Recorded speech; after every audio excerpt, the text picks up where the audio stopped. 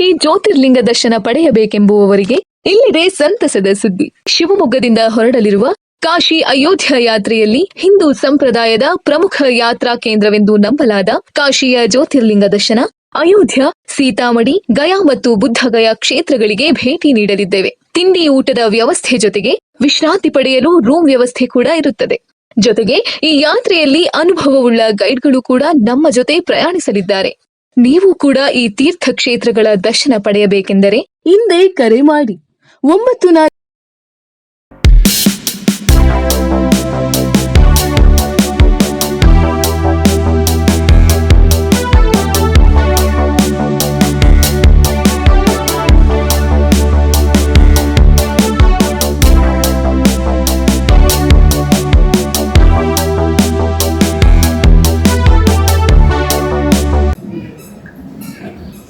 ಹಿಂದೂ ಸಮಾಜಕ್ಕೆ ಎರಡು ನಂಬಿಕೆ: ಧರ್ಮ, ಅರ್ಥ, ಕಾಮ, ಮೋಕ್ಷ, ಚತುರ್ವಿಧ ಫಲಪುರುಷ ಅಂತ ಹೇಳ್ತಾರೆ. ಒಬ್ಬ ವ್ಯಕ್ತಿ ಹುಟ್ಟಿದ ಮೇಲೆ ಮೋಕ್ಷದ ಕಡೆಗೆ ತನ್ನ ಪಯಣ ಇರಬೇಕು. ಹಾಗಾಗಿ ವ್ಯಕ್ತಿಯ ಗುರಿ ಮೋಕ್ಷ ಇರೋದ್ರಿಂದ ಸಾವಿಗೆ ಅಂಜಬೇಕಾಗಿಲ್ಲ, ಸಾವಿನ ನೋವಾಗಿ ನೋಡ್ಬೇಕಾಗಿಲ್ಲ. ಇಷ್ಟು ದೊಡ್ಡದು ಕಷ್ಟ ಅಪ್ಪ ಅಂತ ಅನ್ನಿಸಿದ್ರೆ ಪುನರ್ಜನ್ಮದಲ್ಲಿ ನಂಬಿಕೆ ಇದೆ ಈ ಸಮಾಜಕ್ಕೆ. ಅದನ್ನ ಇಟ್ಕೊಂಡ್ರು ಕೂಡ ಸಾವಿಗೆ ಕಳಬೇಕಾಗಿದೆ. ಇದು ಜಾತಸ್ಯ ಮರಣ ಧ್ರುವಂ ಅಂತ ಹೇಳ್ತಾರೆ. ಯಾವ್ಯಾವುದು ಹುಟ್ಟುತ್ತೋ ಅದೆಲ್ಲವೂ ಒಂದಿನ ಇಲ್ಲಿಂದ ಹೊರಡಲೇಬೇಕು. ಇದು ಯಾರಿಗೂ ತಪ್ಪಿದಲ್ಲ. ಇರುವಾಗ ಹೇಗಿರ್ತೀವಿ ಅನ್ನೋದ್ರ ಮೇಲೆ ನಮ್ಮ ಬದುಕು ಅದು ಹೇಗಿದೆ ಅನ್ನೋದಾಗಿದೆ. ಮಂಜುಳಕ್ಕ ಹೇಗಿದ್ರು ಅನ್ನೋದನ್ನ ನಾನು ತುಂಬಾ ವಿವರಿಸಬೇಕಾಗಿದೆ. ಯಾಕಂದ್ರೆ ನೀವೆಲ್ಲ ನೋಡೇ ಇರ್ತೀವಿ. ಕುಂದುಕೊರತೆಗಳು ಎಲ್ಲ ಕಡೆ ಇರುತ್ತೆ. ಕುಂದುಕೊರತೆ ಇಲ್ಲದೆ ಇದ್ರೆ ಮನುಷ್ಯನಾಗಿ ಹುಟ್ಟುವ ಅವಕಾಶ ಇಲ್ಲ. ದೇವರಾಗಿ ಇರಬೇಕು. ಮನುಷ್ಯನಾಗಿ ಹುಟ್ಟಿದ ಮೇಲೆ ಎಲ್ಲರಿಗೂ ಒಳ್ಳೆಯವರಾಗಿರ್ಲಿಕ್ಕೆ ಆಗಲ್ಲ. ಒಂದಷ್ಟು ತಪ್ಪು ನಮ್ಮ ಕಡೆಯಿಂದ ಆಗುತ್ತೆ, ಒಂದಷ್ಟು ಸರಿ ಆಗುತ್ತೆ, ಒಂದಷ್ಟು ನಮಗೆ ಗೊತ್ತಾಗುತ್ತೆ, ಒಂದಷ್ಟು ಗೊತ್ತಾಗಲ್ಲ. ಯಾರೋ ಒಂದಷ್ಟು ತಪ್ಪು ಹೇಳ್ತಾರೆ, ಕೆಲವು ಸರಿ ಅವ್ರ ಬಗ್ಗೆ ಬೇಸರ ಆಗುತ್ತೆ. ಇದೆಲ್ಲ ಈ ಜೀವನದಲ್ಲಿ ನಡೆಯುತ್ತೆ. ಈ ರೀತಿಯ ಜೀವನವನ್ನ ಮಂಜುಳಕ್ಕೂ ನಡೆಸಿರ್ತಾರೆ. ಈ ವಿಶೇಷಾಚಾರ ದೈವಿಕ್ಷ ಮಾತಾಡ್ತೀನಿ ನನ್ನ ಹತ್ರ ಹೇಳಿದ್ರು. ಅಷ್ಟು ವಿಷಯ ಮಾತಾಡ್ಲಿಕ್ಕೆ ಆಗಲ್ಲ. ಎಷ್ಟು ವರ್ಷ ಇದ್ರು ಒಟ್ಟಿಗೆ ಇದ್ದವ್ರ ಬಗ್ಗೆ, ನಮ್ಮವ್ರ ಬಗ್ಗೆ ಹೇಳಲಿಕ್ಕೆ ಹೋದ್ರೆ ಮಾತು ಮುಗಿಯಲ್ಲ. ಯಾವ್ದಾದ್ರು ತಾಯಿ ಹತ್ರ ಕೂತಾಗ ಹುಟ್ಟಿದ ಮಗು ಇರ್ತಾರ ಅವರ ಕೈನಲ್ಲಿ 3 ತಿಂಗಳು, 6 ತಿಂಗಳು, 1 ವರ್ಷ, 2 ವರ್ಷದ ಒಳಗೆ ಆ ತಾಯಿ ಹತ್ರ ಕುತ್ಕೊಂಡು ನೀವು ಏನಾದ್ರು ಒಂದು ಸರಿ ನಿಮ್ ಮಗು ಅಂತ ಎತ್ತಿದ್ರೆ ಸಾಕು, ನೀವು ಮಾತಾಡೋ ಕೆಲಸ ನಿಮ್ಗೆ ಮುಗಿಸಲ್ಲಾಗಿ ಅಷ್ಟು ಇರುತ್ತೆ.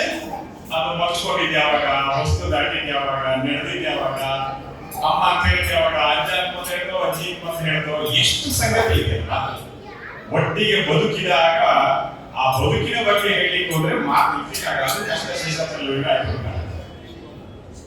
ಶೇಷಾಚಲ ಅಂತ ಅವರ ಹೆಸರು. ಶೇಷ ಅಂತ ಹೇಳಿದ್ರೆ ಈ ಭಾಗಕಾರ ಲೆಕ್ಕದಲ್ಲಿ ಉಳಿದಿದ್ದು ಅಂತ, ಆದಿಶೇಷ ಅಂತ ಮೊದಲನೇದರ ಪಳೆಯುವಿಕೆ. ಹಾಗಾಗಿ ಮತ್ತೆ ಈ ಕುಟುಂಬದಲ್ಲಿ ಶೇಷಗಿರಿ, ಶೇಷಾಚಲ ಎಲ್ಲ ಬಂದಿದೆ ಅಂದ್ರೆ ಮೊದಲನೆಯ ಪಳೆಯುವಿಕೆ, ಮೊದಲಿನ ಉಳಿಕೆ ಅದು ಮುಂದುವರಿಬೇಕು. ಆದಿಶೇಷನ ಮೇಲೆ ವಿಷ್ಣು ಮಲಗಿರುವುದರ ಸಂದೇಶವೂ ಅದೇ. ಈ ಶೇಷ ಯಾವತ್ತು ನಾಗಕ್ಕೆ ಸಂಬಂಧಪಟ್ಟಿದ್ದು. ನಾಗ, ಸರ್ಪ ಯಾವಾಗಲೂ ಹೊಂದಾಡ್ತಾ ಇರೋದು. ಹೊಂದಾಡದೆ ಇರುವುದು ಬಾರಿ ಕಡಿಮೆ, ಹೆಬ್ಬಾಗಿರುತ್ತೆ. ನಾಗ ಹೊಂದಾಡ್ತಾ ಇರುತ್ತೆ. ಆದ್ರೆ ಶೇಷ ಅಚಲ ಆಗಿದೆ. ಇದು ಬಾರಿ ಕಷ್ಟ. ಹೊಂದಾಡದೆ ಅಚಲ ಅನ್ನೋದಕ್ಕೆ ಪರ್ವತ ಅನ್ನೋದು ಒಂದು ಹೆಸರು. ಯಾಕಂದ್ರೆ ಹೊಂದಾಡುದಿಲ್ಲ ಅಂತ. ಯಾವುದು ಆದಿಯ ಶೇಷವೋ, ಪ್ರಾರಂಭದ ಉಳಿಕೆಯೋ ಅದೆಲ್ಲವೂ ನಮ್ಮೊಳಗೆ ಇರಬೇಕು ಅನ್ನೋದನ್ನ ಈ ಶೇಷಾಚಲ ಅಂತ ಹೆಸರು ಹೇಳುತ್ತೆ. ಅವ್ರ ಮಗಳ ಕೇಳ್ತಾ ಇಲ್ಲ, ಆ ಹೆಸರಿನಲ್ಲಿ ಮಹತ್ವ ಇದೆ. ನಮ್ಮೆಲ್ಲರ ಹೆಸರಲ್ಲೂ ಇದಕ್ಕೆ ಮಹತ್ವ ಸಿಗುತ್ತೆ, ಹುಡುಕ್ಬೇಕು. ಅವ್ರು ಮಾತಾಡ್ತಾ ಹೇಳಿದ್ರು, ಹೆಸರು ಇಡ್ಬೇಕಾದ್ರೆ ಹೇಗಿದ್ರೆ ನಮ್ಮಮ್ಮ ಒಳ್ಳೊಳ್ಳೆ ಹೆಸರು ಹುಡುಕಿದ್ರು ಅಂತ. ಹಿಂದೆ ಹುಡುಕ್ತೇವೆ ಹಾಗೆ ಒಳ್ಳೆ ಹೆಸರನ್ನೇ. ಈಗಲೂ ಒಳ್ಳೆ ಹೆಸರು ಹುಡುಕಿ ಇಡುವಂತ ಪರಂಪರೆ ಮತ್ತೆ ಬಂದಿದೆ. ಮಧ್ಯ ತಪ್ಪೋಗಿತ್ತು. ಕೃಷ್ಣಮೂರ್ತಿ ಅಂತ ಒಬ್ಬ ಇದ್ರು, ಮೀನಾಕ್ಷಿ ಅಂತ ಹೆಂಡತಿ. ಇಬ್ರು ನಂದು ಒಂದು ಅಕ್ಷರ, ನಿಂದು ಒಂದು ಅಕ್ಷರ ಅಂತ ಕ್ರಮಿ ಅಂತ ಹೆಸರಿಟ್ಟಿದ್ರೆ ಕೇಳಿದ್ರು. ಆ ಕಾಲ ತಪ್ಪಿ ಮತ್ತೆ ಈಗ ಭಾರತದಲ್ಲಿ ಸಂಸ್ಕೃತದ ಹೆಸರನ್ನು ಹುಡುಕುವ, ದೇವಿಯ ಹೆಸರನ್ನು ಹುಡುಕುವ, ದೇವರ ಹೆಸರನ್ನು ಹುಡುಕುವ, ಒಳ್ಳೆ ಹೆಸರನ್ನು ಹುಡುಕಿ ಇಡಬೇಕು ಅನ್ನುವ ಭಾವ ನಿರ್ಮಾಣ ಆಗ್ತಾ ಇದೆಯಲ್ಲ. 20 ವರ್ಷ ಆಗಿರಲಿಲ್ಲ. 20 ವರ್ಷದ ಕೆಳಗಿನ ಜೋಡಿಗಳನ್ನೆಲ್ಲ ಇಲ್ಲಿ ನೋಡಿದ್ರೆ ಶೇಷಾಚಲವನ್ನು ಸೇರಿಸ್ಕೊಂಡಾಗೆ ಗಂಡ ಹೆಂಡಿಗೆ ತುಂಬಾ ಮ್ಯಾಚಿಂಗ್ ಇಲ್ಲ. ನಮ್ಮ ಅಜ್ಜನ ಮದುವೆ ಕತೆ ಹೇಳ್ತಾ ಇದ್ರು. ಅಜ್ಜಿ ಬಂದಾಗ ಚಪ್ರದ ಮೇಲೆ ಇಟ್ಕೊಂಡು ನೋಡಿದ್ರು, ಮದುವೆಗೆ ಬಂದೇನೆ ನೋಡಿದ್ರು ಹುಡುಗಿನ. ನಮ್ಮ ಅಜ್ಜ ಕುಳ್ಳಕ್ಕಿದ್ರು, ಬೆಳ್ಳಗಿದ್ರು. ನಮ್ಮ ಅಜ್ಜಿಗಿಂತ ಸ್ವಲ್ಪ ಎತ್ತರ ಇದ್ರು, ಮುಂಬಲ್ಲಿತ್ತು. 6 ಜನ ಮಕ್ಕಳು, ಎಲ್ಲರೂ ಚೆನ್ನಾಗಿ ಸಾಕಿದ್ರು. ನಮ್ಮ ಅಪ್ಪ ಕಪ್ಪು, ನಮ್ಮ ಅಮ್ಮ ಬಿಳಿ. ಅವರಿಬ್ರು ಸಂಬಂಧ ತುಂಬಾ ಚೆನ್ನಾಗಿದೆ. ನಾವು 3 ಜನ ಮಕ್ಕಳು. ಅಂದ್ರೆ ಈಗ ತುಂಬಾ ನೋಡ್ತೀವಲ್ಲ, ಎಲ್ಲ ಮ್ಯಾಚಿಂಗ್ ಆಗ್ಬೇಕು, ಹೈಟ್ ಮ್ಯಾಚ್ ಆಗ್ಬೇಕು, ಬಣ್ಣ ಮ್ಯಾಚ್ ಆಗ್ಬೇಕು, ಅದಕ್ಕಿಂತ ಜಾಸ್ತಿ ಸ್ಯಾಲರಿ ಮ್ಯಾಚ್ ಆಗ್ಬೇಕು. ತುಂಬಾ ಕಷ್ಟ. ಹಿಂದೆ ಈ ಸಮಸ್ಯೆ ಇರಲಿಲ್ಲ, ಗಂಡು ಒಂದು ಸಿಕ್ಕರೆ ಸಾಕು ಜೋಡಿಸಬಹುದಾಗಿತ್ತು. ಈಗ ಆಗಿಲ್ಲ. ಹೆಣ್ಮಕ್ಳ ಸಂಬಂಧನೇ ಗಂಡು ಮಕ್ಕಳಿಗೆ ಜಾಸ್ತಿ. ಓದೋರು ಅವರೇ ಫಸ್ಟ್ ಅಲ್ಲ. SSLC ರಿಸಲ್ಟ್ ಬಂದಾಗ, PUC ರಿಸಲ್ಟ್ ಬಂದಾಗ ನೋಡ್ತೀವಿ, ಅವ್ರು ಚೆನ್ನಾಗಿ ಓದ್ತಾ ಇದ್ದಾರೆ, ಅವ್ರು ಒಳ್ಳೆ ಕೆಲಸ ಸಿಗುತ್ತೆ. ನಾವು ಸ್ವಲ್ಪ ಆ ಕಡೆ ಈ ಕಡೆ ಓಡಾಟ ಜಾಸ್ತಿ ಬೇಕು. ಕೆಲಸದಲ್ಲಿ ಹೋದ್ರೆ ಬೇಗ ಇತ್ತು. ಆದ್ರೆ ಹಣದ ಹಿಂದೆ ಹೋದ್ರೆ ಸಂಬಂಧ ಚೂರು ಆಗ್ತದೆ, ಸಂಬಂಧ ಗಟ್ಟಿ ಆಗ್ತಾ ಇಲ್ಲ.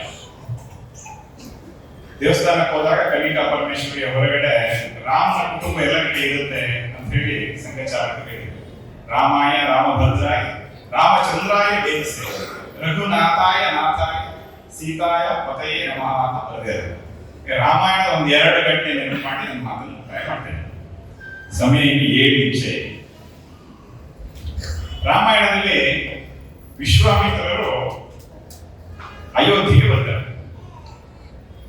ದ್ವಾರಕ್ಕೆ ಬರ್ತಾ ಇದ್ದಾಗ ವಿಶ್ವಾಮಿತ್ರರು ಬರೋದು ಗೊತ್ತಾಗಿ ಅರಮನೆಯ ಬಾಗಿಲಿಗೆ ದಶರಥ ಓಡೋಗಿ ಅವರಿಗೆ ಅರ್ಘ್ಯ ಪಾದ್ಯ ಎಲ್ಲ ಕೊಟ್ಟು ಸ್ವಾಗತ ಮಾಡಿ ಹೊರಗೆ ಬರ್ತಾರೆ. ಅಷ್ಟು ದೂರದಿಂದ ಗಾಡಿಯಿಂದ ಇಲ್ಲಿ ಬಂದಿದ್ದೆ ಅಯೋಧ್ಯೆಗೆ, ನನ್ನಿಂದ ಏನಾಗಬೇಕು ಮಾಡ್ಕೊಡ್ತೀನಿ ಅಂತ ಹೇಳ್ತಾರೆ. ಒಳಗೆ ಬಂದು ಕುತ್ಕೊಂಡೆಲ್ಲ ಆದ್ಮೇಲೆ ವಿಶ್ವಾಮಿತ್ರ ಹೇಳ್ತಾರೆ, ಒಂದು ಯಾಗ ಮಾಡ್ತಾ ಇದ್ದೆ, ಆ ಯಾಗಕ್ಕೆ ತಾಟಕ್ಕೆ ಇವರೆಲ್ಲ ಒಂದು ರಾಕ್ಷಸರು ಒಂದು ತೊಂದರೆ ಕೊಡ್ತಾ ಇದ್ದಾರೆ, ಆ ಯಾಗ ರಕ್ಷಣೆಗೆ ನಿನ್ನ ಮಗ ರಾಮನ ಕಳಿಸು ಅಂತ ಹೇಳ್ತಾರೆ.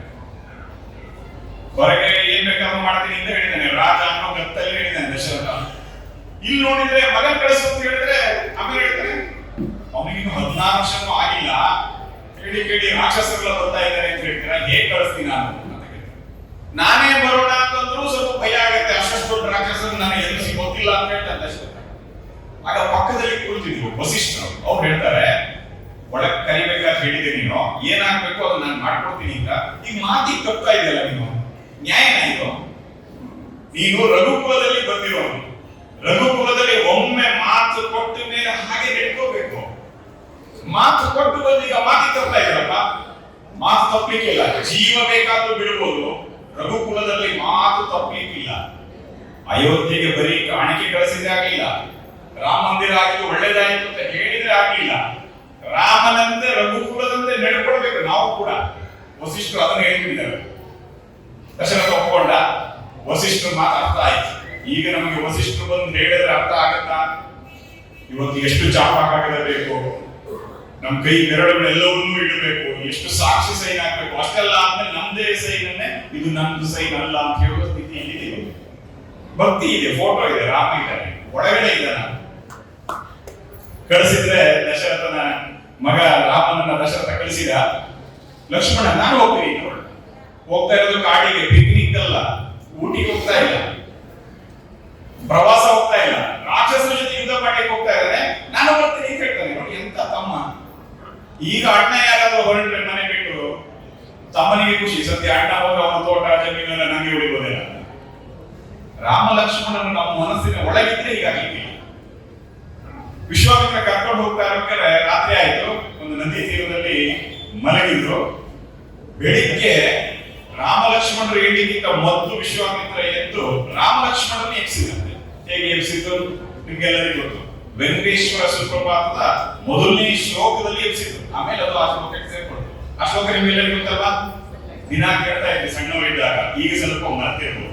ದೇವಸ್ಥಾನದಲ್ಲಂತೂ ಹಾಕ್ತಾರೆ ಅಂತ ಅನ್ಕೊಂಡಿದ್ದೀನಿ. ಏನ್ ಶುರುವಾಗುತ್ತೆ ಎಲ್ಲ ಒಮ್ಮೆ ಹೇಳಿ ನೋಡ.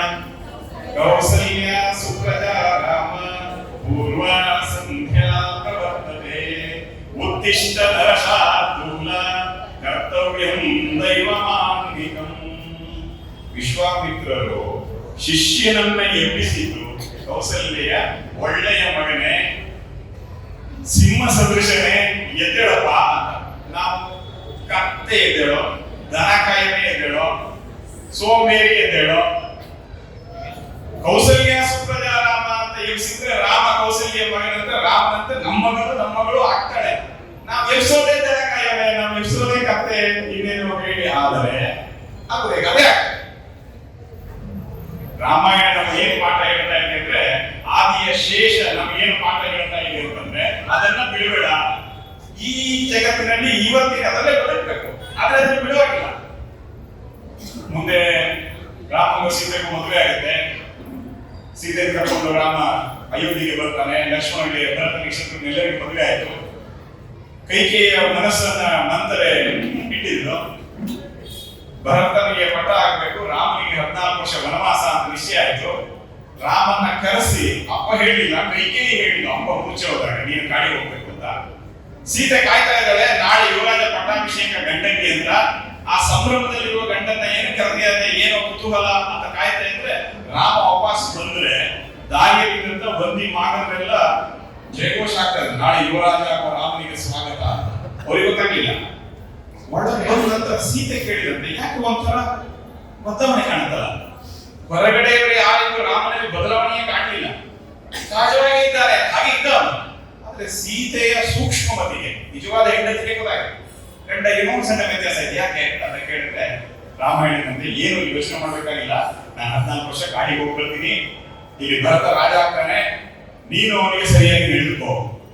ಅವನಿಗೆ ರಾಮ ಇದ್ದಿದ್ರೆ ಹೀಗ್ ಮಾಡ್ತಾ ಇದ್ದ, ನೀ ಹೀಗ್ ಮಾಡಿದ ಯಾವತ್ತೂ ಹೇಳ್ಬೇಡ, ಯಾರ್ಯಾರ ಜೊತೆಗೆ ಹೇಗೆ ನೋಡ್ಕೊಳ್ಬೇಕು ನೀನು ಅಂತೆಲ್ಲ ಹೇಳ್ತಾನೆ. ಸೀತೆ ಕೇಳ್ತಾರೆ, ಏನ್ ಹೇಳ್ತಾ ಇದ್ದೀರಿ ನೀವು? ನೀವೇನು ಗಾಡಿ ಹೋಗೋದು, ನಾನು ಇರ್ತೀನಿ ತಂದ್ಕೊಂಡಿದ್ದೀರಾ? ನಾನು ಇರೋದಿಲ್ಲ, ನಾನು ಬರ್ತೀನಿ ಅಂತ ಹೇಳ್ತಾಳೆ. ಈಗಾದರೆ ಬೆಂಗಳೂರಲ್ಲಿ ಕೆಲಸದಲ್ಲಿದ್ದ ಹುಡುಗ ಮದುವೆ ಆಯ್ತು, ಕೆಲಸ ಹೋಗಿ ಮುಂದೆ ವಾಪಸ್ ಬಂದ್ರೆ ಹೆಂಡತಿ ವಾಪಸ್ ಬರಲಿಲ್ಲ, ಭಕ್ತರ ವಾಪಸ್ ಬರುತ್ತಷ್ಟೇ. ಸೀತೆ ಹೇಳ್ತಾಳೆ, ನಾನು ನಿಜ ಜೊತೆ ಬರ್ತೀನಿ. ರಾಮ ಅಲ್ಲಿ ರಾಕ್ಷಸರೆಲ್ಲ ಇದ್ದಾರೆ, ಬರೋದಿಲ್ಲ ಅಂತ ಹೇಳ್ತಾನೆ. ಸೀತೆ ಹೇಳ್ತಾಳೆ, ನಮ್ಮಪ್ಪ ಗಂಡಸಿಗೆ ತಾನೇ ಮದುವೆ ಮಾಡಿದ್ದು ಅಂತ. ಸೀತೆ ಕೇಳಿರೋದು ರಾಮನಿಗೆ, ಭಾರತದಲ್ಲಿ ಸ್ತ್ರೀ ಸ್ವಾತಂತ್ರ್ಯ ಇಲ್ಲ ಅಂತ ಕೆಲವರು ಹೇಳ್ತಾರೆ. ಸೀತೆ ರಾಮನಂತ ರಾಮನಿಗೆ ಕೇಳಿದ್ದೇನೆಂದ್ರೆ, ನಮ್ಮಪ್ಪ ಸರಿಯಾಗಿ ಗಂಡಸು ನೋಡಿ ಮದುವೆ ಮಾಡಿದಾನೆ ಇಲ್ಲ ನಿನ್ನ, ಯಾಕೆಂದ್ರೆ ರಾಕ್ಷಸರು ಇವರು ಅಂತ ಎದುರಿಸ್ತಾ ಇದೆಯಲ್ಲ, ನೀನ್ ಎದುರಿಸ್ಬೇಕಾದ ಅಂತ ಹೇಳ್ತಾರೆ. ಆ ವಿಷಯಕ್ಕೆ ಬಂದ್ರೆ ಗಂಡಸರೆಲ್ಲರೂ ಮಾತು ಬಂದು ಹೊರಡು ಅಂತ ಹೇಳಿ ಅವನು ಹೊರಟು ಹೊರಗಡೆ ಲಕ್ಷ್ಮಣ ಇದ್ದ. ಇನ್ನೊಂದು ನಿಮಿಷ ಇದೆ ನನ್ನ ಹತ್ರ. ಲಕ್ಷ್ಮಣ ಹೇಳ್ದ, ಅಣ್ಣ ನಾನು ನಿನ್ ಜೊತೆಗೆ ಬರ್ತೀನಿ. ರಾಮ ಹೇಳಿದ್ರೆ, ಇಲ್ಲ ಸೀತೆ ಹತ್ರ ಮಾತಾಡ್ತಾ ಇದ್ದ ಕೇಳಿಸ್ಕೊಂಡೆ. ಸೀತೆಗೆ ಯಾರ್ಯಾರ ಜೊತೆಗೆ ಹೇಗೆ ನಡ್ಕೊಳ್ಬೇಕು ಅಂತ ಹೇಳ್ತಾ ಇದ್ದಿ, ಅಲ್ಲೆಲ್ಲೂ ಲಕ್ಷ್ಮಣ ಇರ್ತಾನೆ, ಅವನ ಜೊತೆಗೆ ಹೇಗೆ ನಡ್ಕೊಳ್ಬೇಕು ಅಂತ ಹೇಳೇ ಇಲ್ಲ. ನಿಂಗೂ ಗೊತ್ತು, ನಾನು ಬರ್ತೀನಿ ಅಂತ ದೂಸರ ಮಾತಾಡ್ಬೇಡ, ನಾನು ಬರ್ತೀನಿ. ಕೌಸಲ್ಯ ಹೋಗಿ ರಾಮ ಹೇಳಿದ, ಸುಮಿತ್ರೆ ಹೋಗಿ ಲಕ್ಷ್ಮಣ ಹೇಳಿದ, ಅಮ್ಮ ಅಣ್ಣ ಹೊರಟಿದ್ದಾನೆ ಕಾಡಿ, ನಾನು ಹೋಗಿ ಬರ್ತೀನಿ. ಇವತ್ತಿನ ಅಮ್ಮ ಆಗಿದ್ರೆ ಸುಮಿತ್ರೆ ಹೇಳ್ತಾಳೆ, ರಾಮಂ ದಶರಥಂ ವಿದ್ಧಿ ಮಾಂ ವಿದ್ಧಿ ಜನಕಾತ್ಮಜ ಅಯೋಧ್ಯ ಅಟಲಿ ವಿಚ್ಛಿ ಗಚ್ಚ ತಾತ ಯಥಾಸುಖಂ. ಎಂತ ಮಾತು! ಸುಮಿತ್ರೆ ಮಾತ್ರ ಹೇಳಬಹುದಾದ ಮಾತು, ಎಂತ ಮಾತು! ರಾಮನನ್ನೇ ದಶರಥ ಅಂತ ಅನ್ಕೋ, ನಾನಂದಿರಲ್ಲ, ಸೀತೆಯನ್ನೇ ಜಾನಕಿಯನ್ನೇ ನನ್ನ ಸುಮಿತ್ರೆ ಅಂತ ಅನ್ಕೋ, ಆ ಕಾಡನ್ನೇ ಅಯೋಧ್ಯೆ ಅಂತ ಅನ್ಕೋ, ಗಚ್ಚ ತಾತ ಯಥಾಸುಖಂ, ಸುಖವಾಗಿ ಹೋಗ ಮಗನೆ ಅಂತ ಹೇಳಿದ. ಈ ರೀತಿಯ ರಾಮಾಯಣ, ಇದರ ಕಥೆಗಳ ಶ್ರವಣ ನಿತ್ಯ ಮನೆಗಳದಾಗಲಿ, ರಾಮನ ಭಜನೆ ಆಗಲಿ, ಯಾವುದು ಈ ಸಮಾಜದಿಂದ ಗೊತ್ತಿಲ್ಲದೆಯೋ ಬಿಟ್ಟು ಹೋಗಿದೆಯೋ ಆ ಎಲ್ಲ ಒಳ್ಳೆ ಸಂಗತಿಗಳು ಮತ್ತೊಮ್ಮೆ ಬರಲಿ. ಅದಕ್ಕೆ ಇವತ್ತಿನ ಮಂಜುಳಕ್ಕ ನಮ್ಮನ್ನೆಲ್ಲ ಶಾರೀರಿಕವಾಗಿ ಅಗಲಿ, ಆದರೆ ನಮ್ಮೆಲ್ಲರ ಮನಸ್ಸಿನಲ್ಲಿ ಸ್ಮೃತಿಯಾಗಿ ಬಂದಿರತಕ್ಕಂಥ ಈ ಸಮಯ, ಆ ಸ್ಫೂರ್ತಿಯನ್ನು ನಮ್ಗೆಲ್ಲರಿಗೂ ಕೊಟ್ಟು ಅಂತ ಹೇಳ್ತಾ ಅವಕಾಶಕ್ಕಾಗಿ ವಂದಿಸ್ತಾ ನನ್ನ ಮಾತು ಮುಕ್ತಾಯ ಮಾಡ್ತೇನೆ. ನಮಸ್ಕಾರ.